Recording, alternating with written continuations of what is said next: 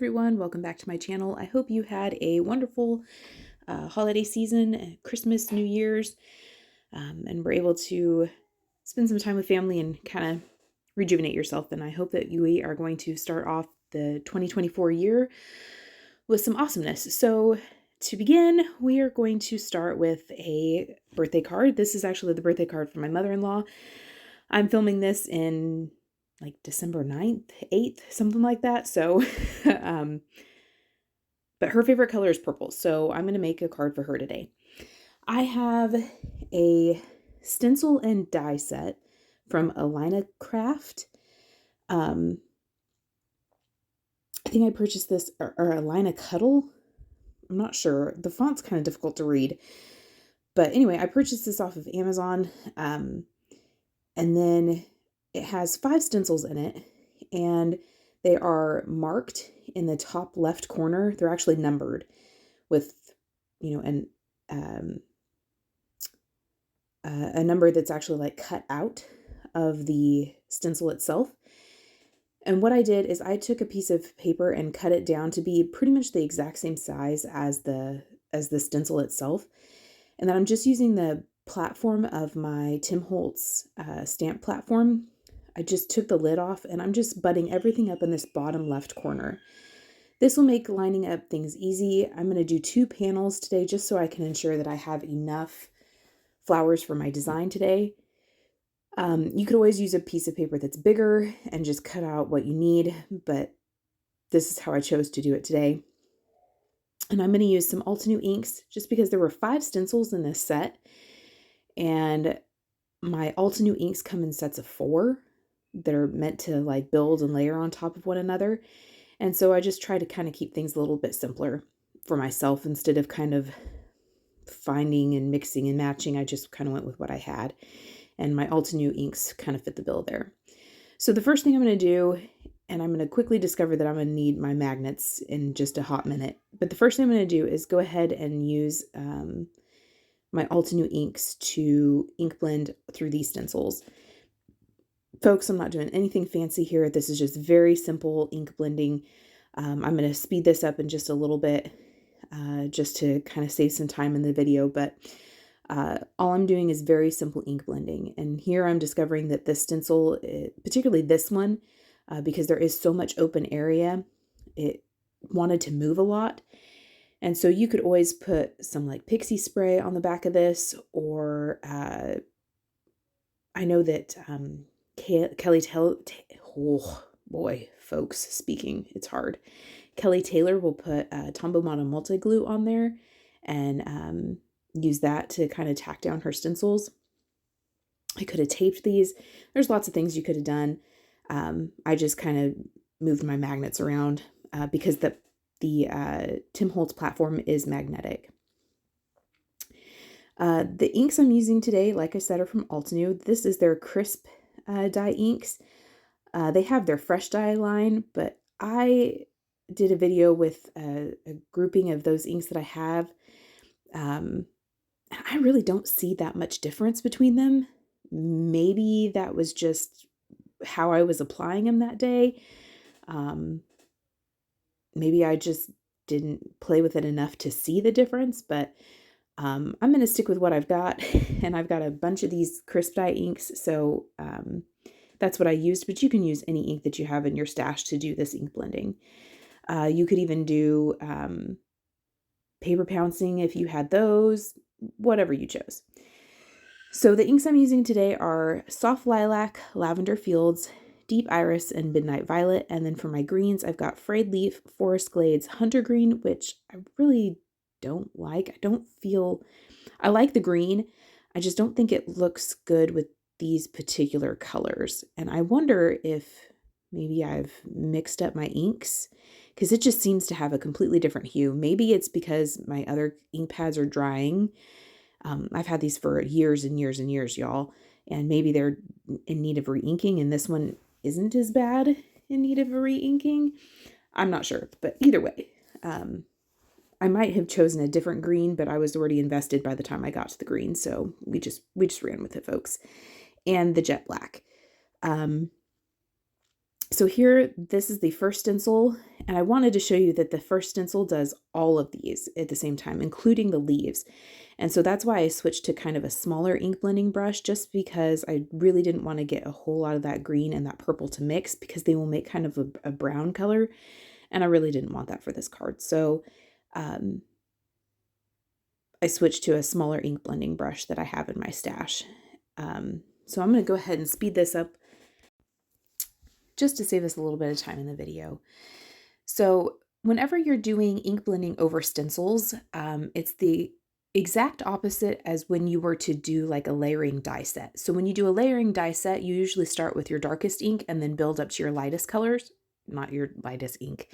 You start with your darkest cardstock color and build up to your lightest cardstock color. When you're doing ink blending, it's the opposite. So you start with your lightest color and then you work up to your darkest. So that's just something to kind of keep in mind. As I was going along, I discovered that the stencil had some little bits that were still stuck in it. So as I found them, I peeled them out. Did I go back and re-ink the stencil in that same spot? No. I didn't feel like that was necessary. So with this particular stencil right here, it actually has it has parts of the like stems on some of these buds. And so I didn't realize that when I was originally ink blending these. And if I would have known that or paid more attention, I wouldn't have ink blended that with my purple. It changed the value of the green, but not enough that I felt like I needed to redo it. So I went and added the black as the final like detail layer, and I really didn't like that. And thankfully I added the black kind of lightly. But I ended up adding just a little bit of the purple. I didn't like re-ink my brush or anything. I just added a little bit of the purple that was already on my ink blending brush, just to kind of give it a little bit more interest to those leaves. I cut apart all of the dies and taped them in place and ran them through my die cut machine. And now, just to save time, because the cardstock I used is Paper Studio cardstock, and so it's kind of a lighter weight. I think it's like they're 80 pound, or no, excuse me, it's 65. And so all I did was take the piece that I had already cut out and laid it right on top of the other one, just because these are already about the same size. And I used, I lined everything in that corner. And so that made things lining up a lot easier. So I didn't take all those dies off one by one, replace them. Here, I wanted to show you that those dies cut really close to the edge. In fact, if I would have been a little bit more careful, you wouldn't see any white at all. And I really, really like that. I think that's awesome. Here I'm showing you the green and just kind of how closely those die sets cut to the images. Here I have a Sizzix and Ellison die set, and I used two of the dies here, kind of the smaller ones. This is the HEXAGON stitched frames. And I really like these. I like the shape of them. I like their, I think they work really well on an A2 size card. So even if you wanted to make like a shaped card, this would be a really interesting shape to make and really pretty. So here was my idea. I wanted to have a frame, these hexagon shapes in the front, and then have the leaves kind of and flowers behind them. I thought that would be really pretty. So all I'm doing is kind of laying things out, trying to make sure that my greenery is spaced evenly, looks proportional. Things look like they are intentional, I guess you could say. And I'm leaving that gold frame, that gold hexagon in place, just because I needed that to kind of see how things were going to lay. So I'm going to kind of fiddle with this and get things where I like them. And then I'm going to carefully remove that gold hexagon, and I'm going to take a piece of press and seal and just place this over those florals, press it down pretty firm, and peel everything off at once. This just saves a whole bunch of time instead of me having to take each individual piece, pick it up one by one, glue it down one by one. This just makes things so much faster. And I'm going to glue these directly to the card base. You could always glue things onto a panel if you wanted to, but I'm just going to glue these directly onto the card base, and I'm just going to use some liquid glue to do that. This is some reptile glue in a little precision bottle that I actually got from Hobby Lobby, but I know that Gina K has some precision bottles that people have been very, very pleased with, and that is totally an option as well. So I'm just going to apply some liquid glue all to the back of these, and then I'm going to flip it over. I almost for a second was just going to flip my card base over on that, but that would not have been a good idea for me because I guarantee you I would not have lined things up right. So I'm going to flip this over. The wet glue is now onto the card base. I'm going to get this centered and then press everything down. And then peel the press and seal off, and it doesn't tear your paper. It doesn't tear anything. It just works beautifully. So thank you, Mr. McGuire, Jennifer McGuire's husband. I think his name is Mark. Don't quote me on that. But he is the inventor of press and seal. So awesome. So here I'm just pressing everything in place. Then I'm going to peel it all back. And then I've got a leaf toward that bottom right there. He's completely loose, like he's not glued down whatsoever. I'm just going to apply some glue behind there just to get everything a little more secure. It doesn't have to be terribly secure because I'm going to place that gold frame on the top of it. So if some pieces aren't terribly secure, it's okay. You just don't want them obviously like falling off if you were to lift up the card. I'm going to apply some Altenew Instant Dimension foam tape to the back of this, and then place this in the center. And then I'm going to do a little bit more stamping and a little bit more die cutting.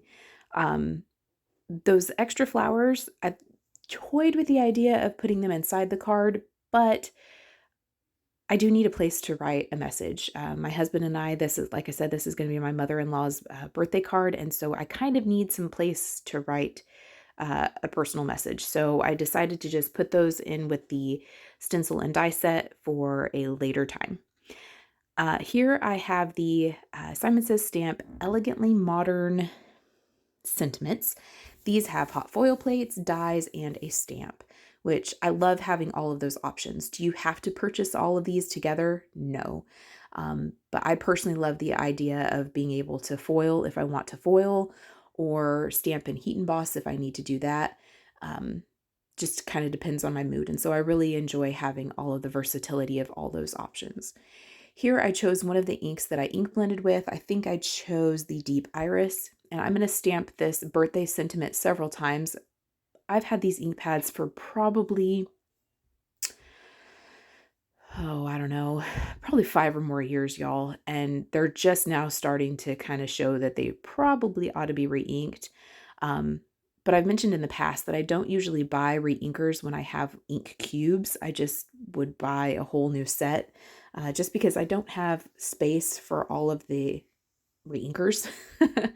And so it's just more space friendly for me to just rebuy the inks, the ink pads themselves, than to store all of the ink refills that I would have. So here I just stamped that out several times, and I'm going to go ahead and die cut that out, and then I'm going to die cut it out a few more times, and it die cut beautifully. I was kind of surprised that I centered that well. I usually don't. Here I'm just trying to kind of get the lay of the land.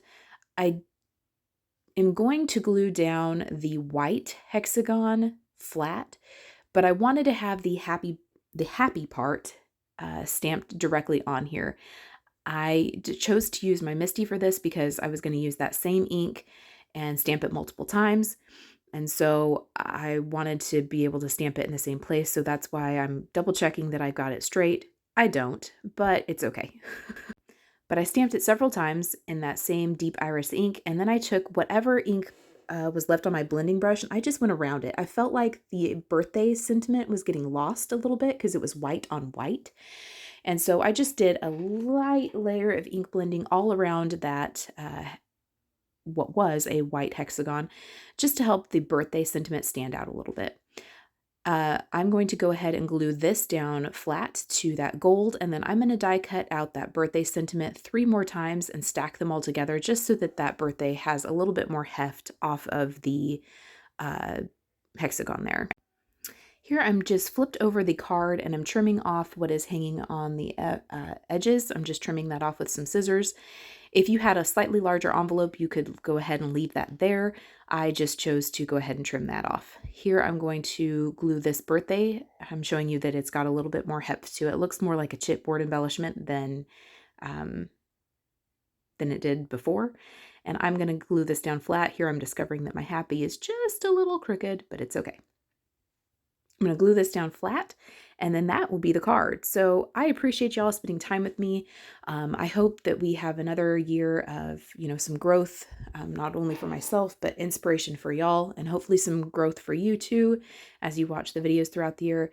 Again, I hope you had a great Christmas and New Year's, and I appreciate you spending time with me. I hope you have a great day, and we will see you next time. Bye.